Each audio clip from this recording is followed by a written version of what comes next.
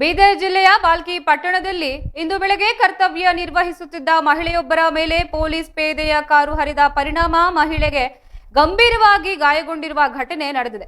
ಈ ದುರ್ಘಟನೆಯು ಬೆಳಗ್ಗೆ ಸುಮಾರು 7 ಗಂಟೆ ಸುಮಾರಿಗೆ ನಡೆದಿದ್ದು, ಘಟನೆಯ ದೃಶ್ಯಾವಳಿಗಳು ಸಮೀಪದ ಸಿಸಿಟಿವಿ ಕ್ಯಾಮೆರಾದಲ್ಲಿ ಸೆರೆಯಾಗಿದೆ. ಗಾಯಗೊಂಡ ಮಹಿಳೆಯನ್ನ ಕೂಡಲೇ ಸ್ಥಳೀಯ ಆಸ್ಪತ್ರೆಗೆ ದಾಖಲಾಗಿದ್ದು, ಅವರು ಆರೋಗ್ಯ ಸ್ಥಿತಿ ಗಂಭೀರವಾಗಿದೆ ಎಂದು ತಿಳಿದುಬಂದಿದೆ. ಘಟನೆಯಲ್ಲಿ ಗಾಯಗೊಂಡ ಮಹಿಳೆಯನ್ನ ಜ್ಞಾನಬಾಯಿ ಎಂದು ಗುರುತಿಸಲಾಗಿದ್ದು, ಅವರು ಬಾಲ್ಕಿ ಪಟ್ಟಣದ ಕಸಗೂಡಿಸುವ ಕೆಲಸ ಮಾಡುತ್ತಿದ್ದರು. ಅಪಘಾತಕ್ಕೆ ಕಾರಣವಾದ ಪೊಲೀಸ್ ಪೇದೆಯನ್ನ ಉಮಾಕಾಂತ್ ಎಂದು ಗುರುತಿಸಲಾಗಿದೆ. ಅವರು ಮೇಹಕರ ಪೊಲೀಸ್ ಠಾಣೆಯಲ್ಲಿ ಕರ್ತವ್ಯ ನಿರ್ವಹಿಸುತ್ತಿದ್ದಾರೆ. ಅಪಘಾತದ ನಂತರ ಸ್ಥಳೀಯರು ಆಕ್ರೋಶ ವ್ಯಕ್ತಪಡಿಸಿದ್ದು, ಪೊಲೀಸ್ ಇಲಾಖೆಯ ವಿರುದ್ಧ ತೀವ್ರ ವಾಗ್ದಾಳಿ ನಡೆಸಿದ್ದಾರೆ. ಘಟನೆ ನಡೆದ ತಕ್ಷಣ ಸ್ಥಳೀಯ ಪೊಲೀಸ್ ಆಗಮಿಸಿ ಪರಿಶೀಲನೆ ನಡೆಸಿದ್ದು, ಗಾಯಾಳು ಮಹಿಳೆಯನ್ನ ಆಸ್ಪತ್ರೆಗೆ ಸಾಗಿಸುವಲ್ಲಿ ನೆರವಾಗಿದ್ದಾರೆ. ಅಪಘಾತಕ್ಕೆ ಸಂಬಂಧಿಸಿದಂತೆ ಪ್ರಕರಣ ದಾಖಲಿಸಿಕೊಂಡಿದ್ದು, ಮುಂದಿನ ತನಿಖೆ ಕೈಗೊಳ್ಳಲಾಗಿದೆ.